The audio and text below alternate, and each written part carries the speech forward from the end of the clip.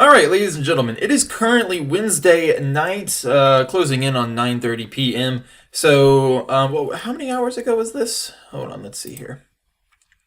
Probably, yeah, almost, wait, no, over 5 hours ago. Yeah, it was like 5.5 hours ago. 5.5 hours ago, the February 13th Nintendo Direct went live. So, or as of the time of this recording. So it was 36 minutes long, or 45-ish. So they showed off a lot of stuff, and honestly, they showed off like more stuff than I thought they would in terms of like big titles or anything like that. Now, a few of the things I did kind of figure. A few of the things that I wanted were here. So before we kind of dive in, let's talk about what I wanted. So actually, I think I even had it on Twitter. What I wanted. Let's see. I see here. Let's see. Oh, yeah, okay. So, I wanted Joker gameplay, the story so far on the Switch, Damon, Ex Machina information, another Zelda, Rivals of Aether, A Hat in Time, Metroid Prime Trilogy, but it's going to be FE, Three Houses, Yoshi's Crafted World, and then I predicted Spyro, since there was a lot of talk about Spyro. So, quite a lot of these things actually got shown off. We got like 2 seconds of Joker gameplay. We got Damon Ex Machina information. We got another Zelda.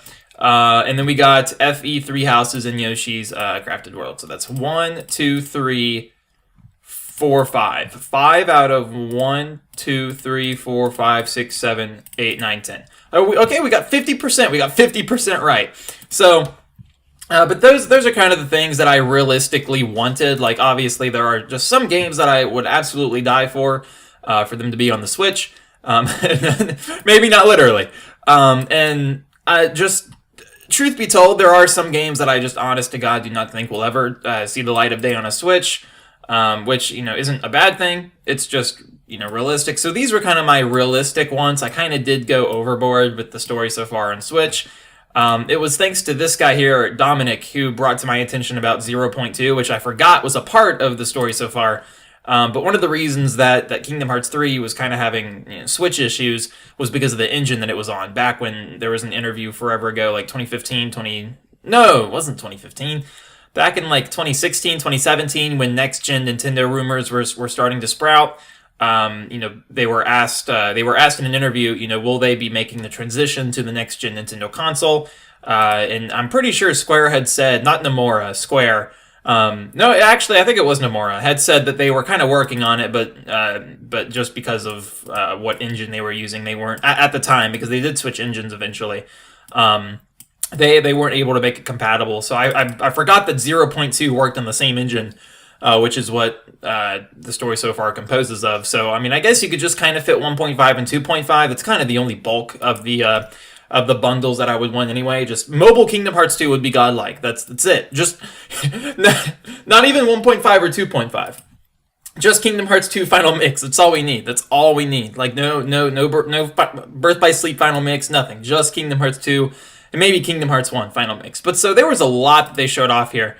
And I was honestly shocked that I got as much right as I did. So, they opened up with Super Mario Maker 2, which there was a lot of rumors about as well. People saying that it's like completely legit no matter what.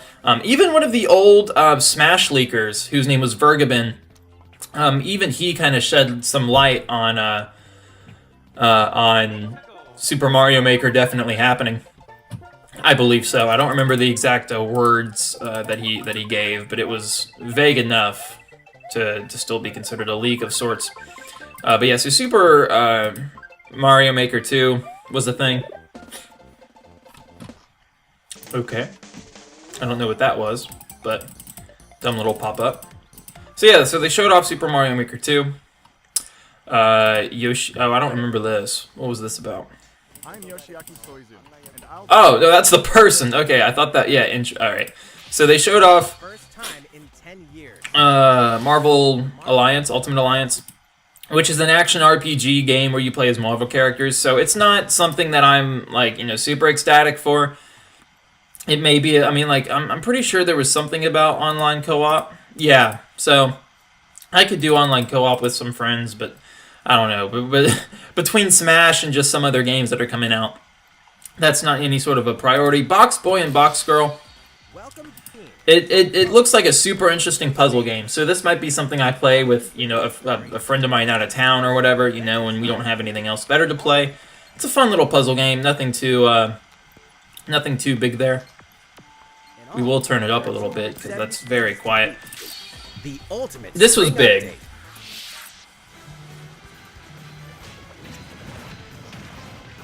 Super Smash Bros. Ultimate is about to spring forward with the version 3.0 update. So, oh my, I didn't mean to do that. Hold on, let's jump right back to it.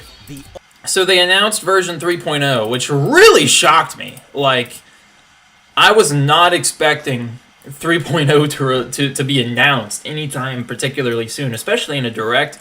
Normally they showcase updates just on the information section of like Smash Ultimate. Like they tweet about it. They were making an app when back in one of the directs they talked about making an app called Smash World, I think is what it was. We still have no further information on that aside that it's still happening, I believe.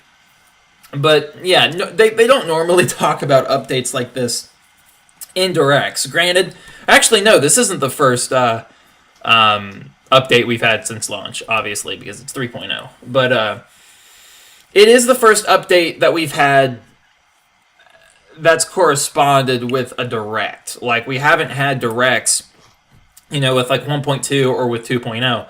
So maybe this is going to start being a pattern. You know, we're going to have directs for major updates. I mean, we didn't have it for 2.0, so I don't know. I don't know. But yeah, so they talk a little bit. So they show off these two modes here, mystery modes. So this looks like Battlefield. And then if you look to the left here, there's some sort of a bar, which has a yellow highlight, and then the save button down here in the bottom right. So AlphaRed tweeted on Twitter, because that's what you do on Twitter, you tweet, something about him thinking it was, there's beat 'em ups. Beat 'em ups is great. Yeah, something about it being Stage Builder. So personally, after I saw that tweet and I looked at it again, I was like, yeah, that does look a lot like Stage Builder. So let's look at Smash Brawl Stage Builder. I'm shaking my camera, but oh well. So when we see here, this is what it looked like in Brawl, and I absolutely loved this. Oh wait, no, that's not Brawl. This is Brawl. I absolutely loved this feature. I thought it was really well good. Like, I just thought it was super, super good. Like how creative you could be with all of your stages and whatnot. Like, it was absolutely amazing. So you could make legal stages like this and stuff too. Absolutely fantastic. So I hope they bring it back. Now they did have it in Wii U. And in Wii U it sucked. So it was not fun whatsoever. The best thing it was probably used for in Wii U was to like tech, but that was it. So I hope that the Brawl version comes back. But that's that. And then after this, they show this. So I don't know what this is. There's a lot of different pixels here with a lot of different colors. I want to say it has something to do with online, or maybe it's a new Smash mode, because on the very top of the border, it's red, which is a new Smash mode. So maybe there's a new Smash mode that they're going to be introducing. I would say a single-player campaign, but we already have that. So I'm not really sure what that could be. It just seems like it's a couch co-op new type of mode. Maybe it could be... there's a few of these single-player experiences that they kind of left out in Ultimate from previous games, like what was it, the Target Run thing. And then there was the minigame in Smash 64 where you would face Metal Mario on that one particular stage. I can't remember the name of it. It's been forever since I've played 64. But I mean, hey, maybe this could be like a collection of all those old kind of things. Remember. So, and then here they show Joker's actual 3D model, which is super cool. We see that he uses his actual dagger, and he uses it backhanded. I don't remember him actually using it backhanded in Persona 5. I mean, I know when he would attack, he would use it backwards. But see, like in this picture here, or in some of these pictures, yeah, he holds it upright rather than backhanded. So I just always assumed that he used it upright. I mean, see, like that. This is actually from the anime itself, I believe. So, yeah, see there, it's upright. So the fact that it's backhanded piques my interest, because I know when he attacks in Persona 5, I think he actually does attack it, backhanded, sort of like how Ventus does in Birth by Sleep. But if he does, then this would be kind of a nice little niche, or not niche, touch, I guess. What's the word? To that. But that's about it. He looks a lot like Robin in terms of body structure, I guess. The end of April. In other words, But he's coming out by the end of April, which is super nice. Time to smash. So. And don't forget. And then we got Snake and Simon amiibo. I'm super pumped for Snake. Are on the way too. And then Pokemon Trainer's a treat, of course, with the Pokemon amiibo.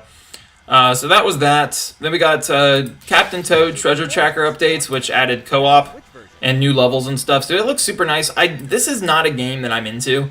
I'm totally into puzzle games and stuff, but like this is a very slow puzzle game. So unless I'm doing it with a friend and I'm having like fun with that friend playing this game, I don't have much interest in it. So I don't know. If I could get the game for like no more than $20 and have a friend that's dedicated to playing this game with me. Dean, I know you're watching. then this would be good. But that aside, we got Bloodstained, which is like Castlevania, but it's not. Lady Miriam. It's the way on how the camera moves and the platforming reminds me a lot of Klonoa on the Wii. But in terms of play style, it's a Metroidvania. So then we got Dragon Quest Builders 2, which I played the demo for the first one and I absolutely hated it. Then we got Dragon Quest 11 Definitive Edition, which is going to be super nice. So this is the game that I'm wanting to pick up.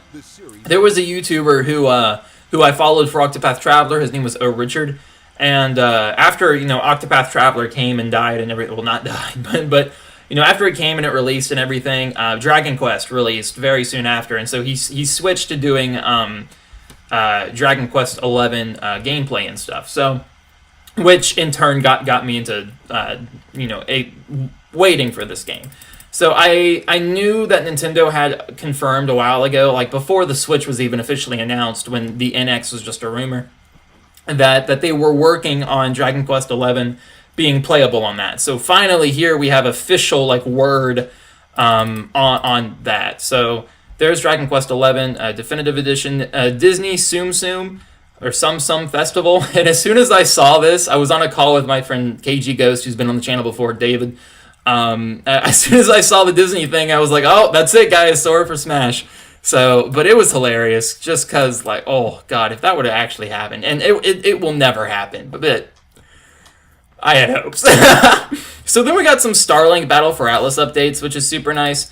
Now, I never beat the actual game. I couldn't beat the first boss. I don't know. It's weird. I only have the R-Wing, and it turns out in the game, whenever you die, you actually have to, switch out a ship, because you play with the ships. It's very similar to Skylanders. When your Skylander dies, you have to switch out another one. So I only have one ship.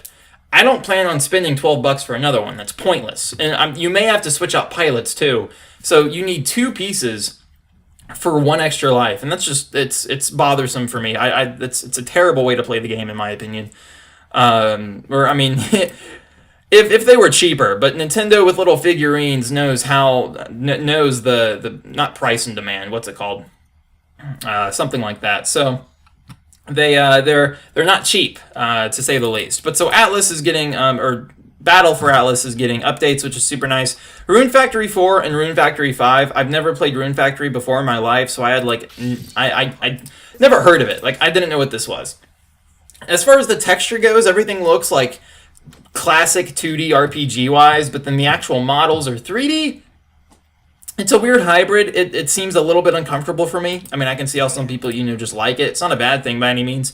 But there's that. And then we got Oninaki, which is a new Square Enix game, which looks super nice. I'm a sucker for RPGs like this. Yeah, and then so he switches aspects of the worlds and stuff. This is going to be a game that I may cover. Probably not as much as I did Octopath Traveler, but hey, that's that. And speaking of which, I have not recorded the next episode for Octopath Traveler. I need to do that. Hopefully I have another episode recorded by the time this video releases on Friday. So we got Yoshi's Crafted World, more information for that. The demo actually released. I played the first level. It's very good. And for a first level, I was surprised because normally for platforming Nintendo games, all of the first few levels are just like super baby, and like even some of the later levels are too. So I was worried that Yoshi was gonna be a baby game and it was gonna hold my hand, and it kind of was. I mean, there was nothing too hard, but the amount of depth that's in the very first level of the game, like there's like you can interact with the background of the level and collect more coins and do things like that. So the amount of depth and thought that's put into the very first level of the game is super nice. So and it's just the demo, so I hope the actual game and the further levels in the demo follow suit. But from playing the very first level in the demo, I was very surprised. So then we have Fire Emblem The Three Houses, and I don't know what to think of this. The only Fire Emblem game that I've played is Awakening, and I absolutely loved it. I loved Awakening so much. I never beat it, but I loved it so much. So I was interested to see where this was going. And this was not going in the way I thought it was. And that's not a bad thing by any means. But basically, if you know the plot to Pokemon Go, which is the fact that there are these 3 unions, basically, and each union kind of goes off and does their own thing, but they acquire gyms.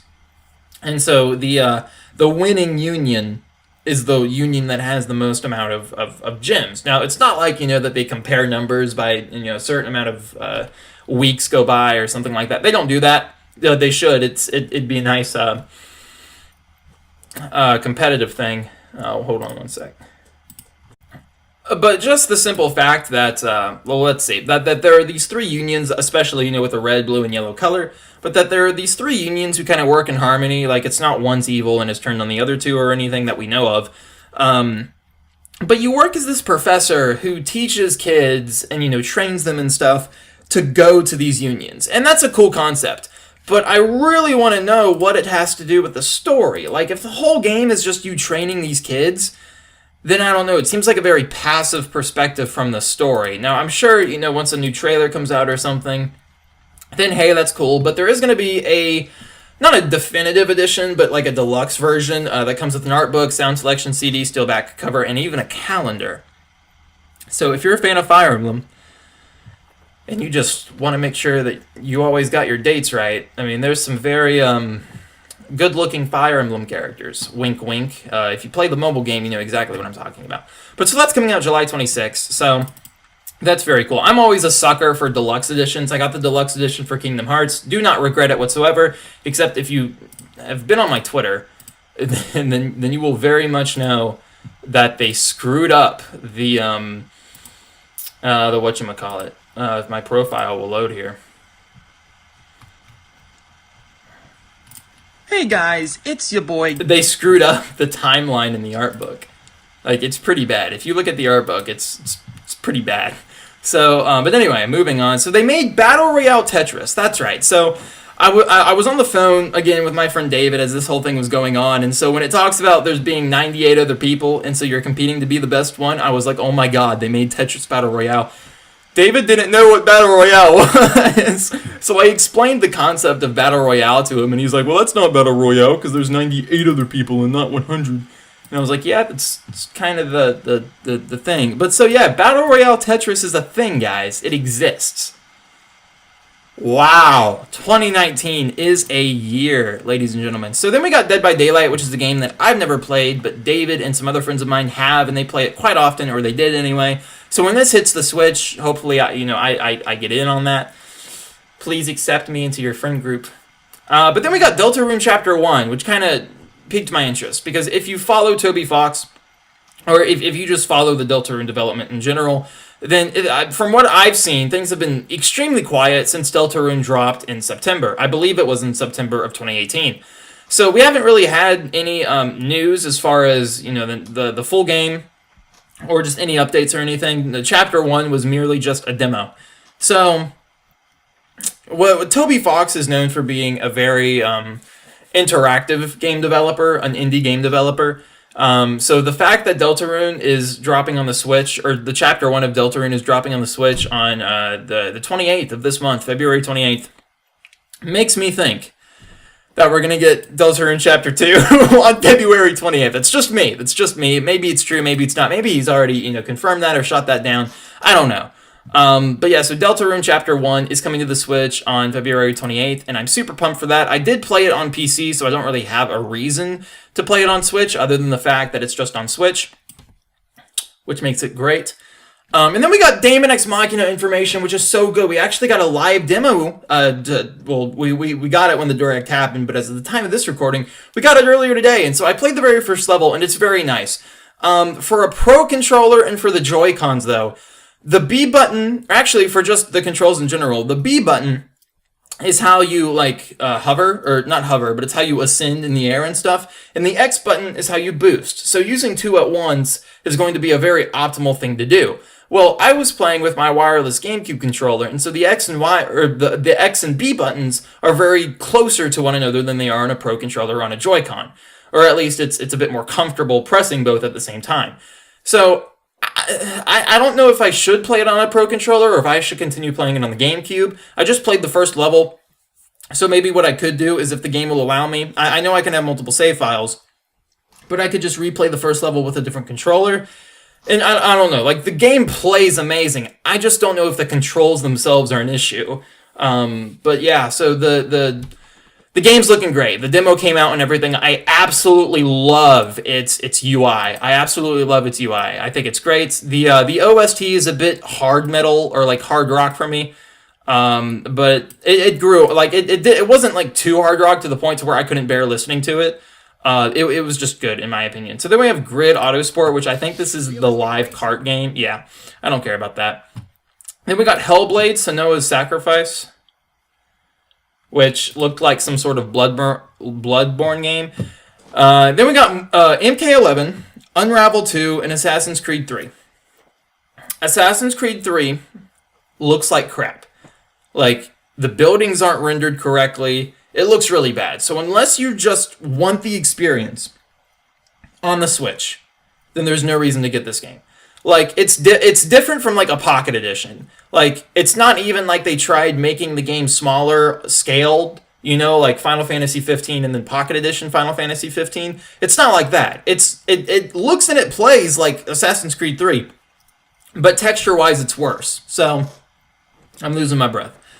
That makes sense, considering that it's, an Assassin's Creed game on a Switch, but, you would think they would just kind of, lower render the majority of other things, too. It's really weird, because, some buildings and, the floor is, rendered really well, but then some of the other stuff just isn't. So it's weird and it's dumb. But Mortal Kombat 11 is coming to the Switch, which I did not know about. David told me that it was confirmed about a week ago, but I didn't know that. So then we have Final Fantasy VII, Chocobo's Mystery Dungeon, Everybody, and then Final Fantasy IX launch. Oh, excuse me. Hello, I had Oreos before I recorded this. Cheers. So that's where my indigestion is coming from. But we have the release date for Final Fantasy VII, Chocobo Mystery Dungeon. So Final Fantasy VII, I forgot when that comes out. Better open your calendars. We're excited to announce that Final Fantasy VII will March 26th. And then Final Fantasy IX is out now. If I had $21, actually more like $22 because of tax, I would get Final Fantasy IX. However, I can't. So, and then they didn't talk about 10 and 10-2. So, but Final Fantasy VII I am getting, and I'm excited for. Astral Chain is off the chain. It looks absolutely amazing. So this is probably going to be the Daemon X Machina, not successor, but it's, Daemon X Machina was the game that was announced at E3 last year that people were like, ooh, a new Nintendo IP. Interesting. This looks different. So this is kind of going to be that, although I don't believe that this is actually made by Nintendo. It's by Square. Or no, this is by Platinum. Yeah, this is by Platinum Games. And they're actually working on, what are they working on now? They're doing something else. Platinum Games. Yeah, what are they working on? Didn't they work on Nier? Oh, the Bayonetta, that's what it is. They're working on Bayonetta 3. So, but this looks really good. And then, of course, we got Legend of Zelda Link's Awakening, the HD version, and this actually has a few Mario enemies. So I was aware that there were Mario references in the original version of the game, in the GBA or the GB Color version of the game. But I wasn't aware like that they were full on like straight from the Mario series. So I don't know if they were supposed to be or if they were just more like cameos. But yeah, we have a Chain Chomp there, and then we see Goombas later. I think that was even an Eevee we saw there. That looks like Eevee. I mean, that looks exactly like Eevee. So, and then we see Gordos. So yeah, I don't know if this is supposed to be some sort of like a... I know it's not a crossover of a game, but I don't know. See Goombas, so I don't know, like... I'm sure, I know the original had references and stuff to the original Mario, but that's cool. So they're remaking, they're remastering, whatever you want to call it, Link's Awakening. It's really cool. So that's about it, guys. Those are my thoughts on everything here for the Direct. I was hoping that they would show a few things differently. Some of the stuff that they did show that I didn't know about, for the most part, I really enjoyed, like Astral Chain, Oninaki, Dragon Quest XI. That's pretty much it. Everything else I either knew about or didn't care about. But yeah, so guys, thank you for watching. This is Jake logging out. Peace.